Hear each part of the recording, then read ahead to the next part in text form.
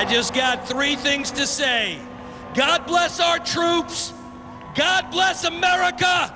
And gentlemen, start your engine!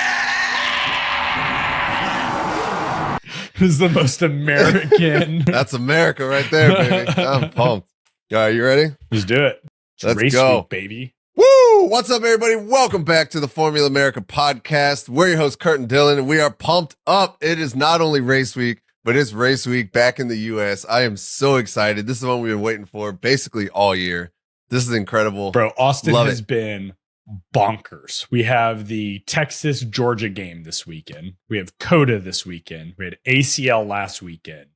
It has been, you don't want to drive into town right now. It's awful. Oh, man. The city is exploding. For those that don't know, Dylan lives there, and I'm so freaking jealous, man. I wish I was there this week. I want to go. You should be jealous. Austin is better than Florida in every way. So, you know. Well, maybe some parts. But what's left of Florida? COTA is this weekend. I am stoked.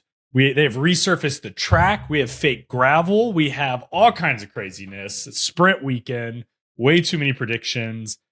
It's a lot. It's a lot. There's a lot going on this weekend. Let alone the USGP, but I've got a list of highlights here. You already hit one with the track resurfacing, which we saw last year. If you didn't watch last year's race, it was top three. Wild. The finishing of the race, because you had Lewis Hamilton in P2, you had Charles Leclerc in P5. Both of them, after the fact, got disqualified because of their excessive plank wear, which essentially their cars were run a little bit too low. But that's because a lot of people were blaming because it was a sprint weekend. So there was one practice session. The track is bumpy. The track is basically built on like a marshland area that like moves. COTA is known for how rough this track is. Yeah. And so, I mean, they had with the one practice session, the teams are all like, how much risk do we want to take? How low do we put the car? And I guarantee that's going to play into a lot of strategies this weekend. You're going to see teams that maybe go for broke and just drop it down and hope for the best, and other teams that don't want to risk it again. So they're going a little high and sacrificing performance. And I was reading up on Pirelli's thing. You know, a lot of teams don't know because they resurfaced half the track. So they're like, how abrasive is it? We've got the medium lineup of tires, and by far, the preferred method here is the two-stopper. So you've also got, what do you do with your tire management with a sprint weekend? Like, the sprint's going to give you a lot of data, but you've got two quali sessions, you got a sprint race, you got the GP, you got the same amount of tires. So there's a lot of strategy. This is putting the stress on the strategist. Three sets of tires have to be saved for the race. We know it's going to probably be two mediums and a hard, but what do you do for sprint then? And what do you do for practice? Yeah. Like, it's wild, man. And so speaking of the one, yeah, right. And then with the one practice session, one of the other highlights for the weekend is we got Liam Lawson coming in, who is going to get one practice session, and then it's full beans after that, which I mean, basically what he did last year. Danny got hurt during practice. He came in, I think he had one practice session and then went straight into quali in a wet race. And so, I mean, the pressure was on and he performed, but we'll see what happens. I'm excited to see what he does. I hope that he's able to perform. I'm not sure. I mean, Yuki's got a lot of experience in that car, so I don't think he'll be competing with Yuki. I thought about it for my wild card just to throw it out there, but I was like, I don't think that's even reasonable. I think for him, as long as he is beating like the Alpines and maybe if he's fighting with a Haas, that's a good weekend for him. Yeah, I think that just get used to the car. No expectations. Exactly. Just have a good race. That's what we're looking for here. So, and we got Perez. It's this week and next week's Mexico. There's a ton of speculation, although I think you and I are of the thought that he will finish out the year at this point. But yeah, there's a lot of stress on him. Max and Lando battles on in full flight. I mean, Max is one DNF away from this being blown wide open till the very end. And we got Oscar Piastri hopefully beating Lando. So, you know, all of the crazy. Hey, that's from your side of the podcast, my guy. Calm down. All right, so on to the Red Bulls. We got the Red Bulls and many other teams, but Red Bull has been touting this upgrade or this update for a long time. Yep.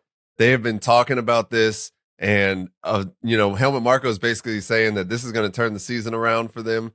I'm excited to see. Generally, Red Bull doesn't really miss the mark with their updates. They haven't done that well this year, but overall, VCARB misses it, but Red Bull yeah, exactly. So I'm excited to see what happens with that. And so I was looking on also bringing updates. So yeah, we're gonna have 2 sets of updated cars on the front. Well, according to Formula One, they said a majority of teams will be bringing at least some sort of update.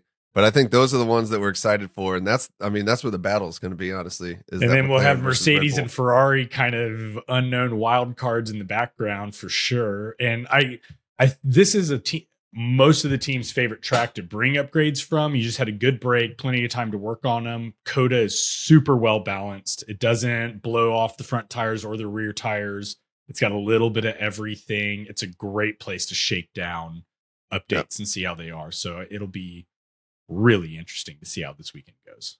Yeah, and we're at the beginning of a triple header. So, I mean, you bring them here and you got 2 more races and then another freaking 3-week break after that. But we'll deal with that when it comes. I felt last year was all over the place with how many double and triple headers there were. And then there was like a 1 or 2 week break and then added again. This year's like, how many summer breaks are there? Yeah. Like we just got off summer break. Now we got summer break part 2 and then part 3 is coming. Yeah. So, let's get into the predictions, man. I'm excited. Well, first off, we also got some liveries coming, which I do want to talk about this. I feel like somebody from Haas was listening to the show because we always said we want to see an American livery on this car. It's the U.S. team. It's the U.S. Grand Prix. They have one. It's not as big and bold and like in your face as I would really like, but I mean, we can't be too choosy. It's got an eagle on the side. It's got some red, white, and blue. Choosy, all right? It's our podcast. We can be as choosy as we want. Damn it, Haas, you did it. You went halfway there. I'm just happy to see the stars and stripes and all that on the car. Let's see. McLaren's bringing out their chrome livery again, a change from last year's chrome, but that looks good. And then the Alpine. Have you seen that one? No, I have not seen the Alpine one. So Alpine is bringing their Indiana Jones livery. Oh, I did see that. Yes. Which I'm conflicted. I can't tell if it's the pictures they're posting or if the car is orange. I think it's orange, but the way they're posting the pictures with the lighting, it could I saw just be the little lighting, like panoramic show thing they did for it, and I was like, the hell? I don't even know what car that. I was like, it looks like the Alpine. Then I read the description is like Indiana Jones. I kind of kept scrolling. Yeah, so I don't know. We'll see. I'm definitely excited for that McLaren. That looks good. The chrome's always good. Yeah, for sure. And I have a little bit of a soft spot finally for Haas. I'm excited, the whole Toyota partnership and everything that's going on there. So I'm glad to see them with their new livery. Hopefully they'll do well. We also have a penalty pointless K-Mag with 6 races left to his name that I'm rooting for. I love that. If he gets the closer it gets to the end, the more the gloves are coming off. I know that K-Mag is just going to go wild, and I'm here for all of it. All right. Sprint is up first. It is. Who do you have on pole? All right, my sprint pole is Lando Norris. Enough said. Oscar Piastri. No, freaking get out of here. See, all right, that's the one thing. During the races, I can't put Oscar above him because I know there'll be some sort of team orders. But during the qualifyings, there's not going to be any. So he does have a shot of beating Lando in there. I just hope he doesn't. But okay. Oscar Piastri, I see it. Who do you have at P3 for the sprint race? I have Oscar Piastri at P3 for the sprint race. I've got Max. I've got Max at P3. Oh, okay. I have Max at P2. I've got Lando at P2. Oh my God. Who do you have at P1? Oscar Piastri. Oh, you cannot discount Oscar Piastri when it comes to a sprint race. No. His sprint races are phenomenal. They are. And it's hard for McLaren. There's like less points on the line. I don't see them making them switch in the sprint. It's just going to cause, especially if they do it like they did last time where they beg on the radio for it. Like, I don't see it happening in the sprint race. Oh man, I don't know. They can't jack up the strategy too bad unless they just pick bad tires out of the gate. I think so I'm assuming you have Lando winning. I do have Lando winning. You had Lando at P2? Yep. Okay. I don't know, man. I think they'd swap them even in the sprint, but we'll see. I don't know. All right, wild card. What you got there? Colapinto will beat Albon. Oh, I was thinking about that one. I was so thinking about that one. Dude, I really like Franco Colapinto. I really like him a ton. The kid's got swag. He's like, just everything about him. I like it. It's awesome. It is. I'm super happy to have him on the track. I like him a ton, so I'm rooting for him this weekend. All right. My wild card randomly just popped into my head. Okay. Is I have Alonso in the top 6. Oh, I'd be cool with that. I like that. I'm all right with that. He's going to have to beat a couple good cars to get there, but I think he'll do it for the sprint. Something might happen. Anything can happen in the sprint.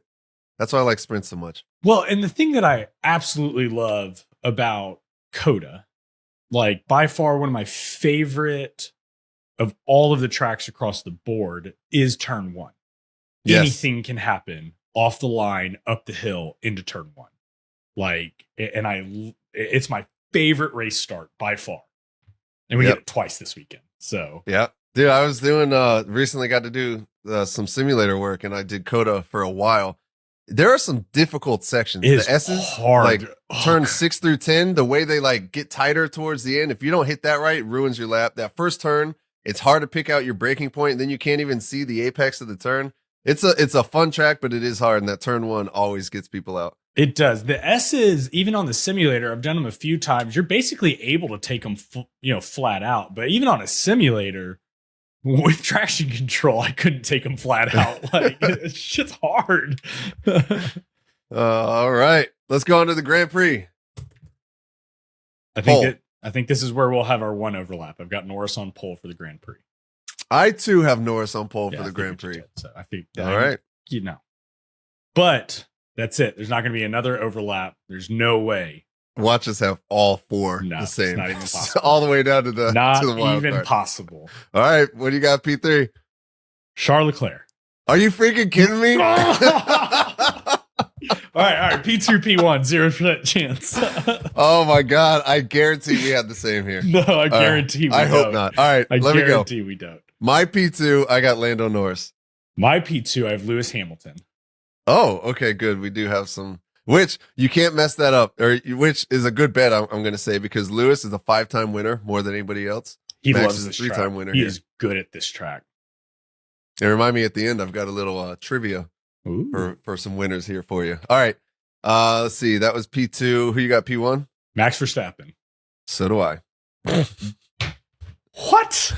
It's right here. What? Max Verstappen. There's no way you didn't put Lando Norris on P1 here. All right, and here's my reasoning behind this. Lando's not even in your top 3, just like mine. I don't have a McLaren on the podium. I figured you had both of them. I got McLaren. I got Norris P2. Oh, you did say that. I totally yeah. That. All right, so here's my thing.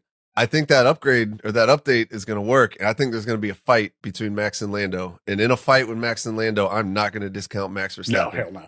So either Max is going to win or they're going to take each other out. And then we're going to have Charles Leclerc winning the race. I think my prediction is Lando goes out at turn 1. All right. That's fair. He's going to be on pole. He's going to be on that outside corner. You're going to have like 4 cars trying to go wide through turn 1, and Lando on the outside is going to lose. I could definitely see that. Yeah. All right. So if you'll allow me, I would like to swap Max and Lando so that we have some difference. Yeah. Knock yourself out. I like that. I'll do my alternate. So I'll do Max P2, Lando P1. Yes. I'm sticking with it. All right. Say wild card. What do you got? Wild card. We've been really mean on this podcast to him. I'm gonna put some goodness out there. We're gonna have Perez in the top 5. Oh, okay. Spreading some love. We're gonna spread some love. We're coming up on Mexico. You and I are going to Mexico. We love Checo Perez. He's gonna be in the top 5. Checo. Orale Checo. All right. My wild card is I'm gonna say it's been a while. More than one safety car. It's been way too. Where were we at? Like 8 races without a safety car?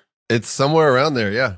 I mean, the VSC last race is blah, or what is it, 2 races ago? Yeah, doesn't count. I'm going on more than one time. We will see Burt Mylander on the track as a safety car on the track. You know how long he's been the safety car driver? F1 did a post on him the other day. He's been doing it for like 22 years or something. It showed like young Burt Mylander in an OG like O2 Mercedes AMG. It was like, oh my gosh, who is that guy? Like, that's got to be the greatest job in the world.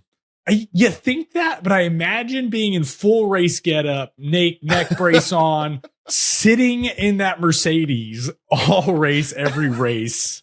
For 22 years. I don't know. All right, maybe if there was like a partnership and like you could swap out with somebody, but yeah, you're right. Alternate. Every race, every time the calendar comes out, he's longer. He's like, oh shit, 24 races. They're like, and we made the Mercedes less comfortable for you. You're like, God, dog it. Do I at least get Apple CarPlay? Can I listen to a podcast, please? I do love when they go to the clips of him. He's just always just like scrolling on his phone or something like that. I mean, what else are you going to do for 2.5 hours? Right? Bro, I am so excited for this weekend. Yeah, I am too. This is what I've been waiting for. This is our Super Bowl. It is. I cannot wait. I'm actually excited for the sprint weekend. We did have a chance of rain, but it's gone away. So we're going to have a dry, warm. It's not too hot. I think the highs this weekend are only in the upper 80s. So it's not very hot. It might be hot compared to some of the European tracks, but it's not bad here. Yep. Should be a good time. Yeah, and I was there for Kimi Räikkönen's win, which is really cool. He was so chill about it. Typical Iceman. Until he got some drinks in him, and then he just turned into a monster. And but it was funny. I like that his radio message was fucking finally, like as he crossed the line. Oh, that's funny. All right, I'm excited. Let's do this. I'm so pumped. Hey guys, if you like this podcast, make sure you leave us a rating and a review. Follow us on Spotify. Every one of those follows helps out, and also share it with a friend. We're almost to 30,000 streams. So other than that, I think that's going to be it for this preview podcast for the upcoming USGP. You got anything else, Dylan? Nada. All right. Well, we will have the weekend and then we'll come back and talk about it. So on that note, stay classy, COTA. We'll see you next time.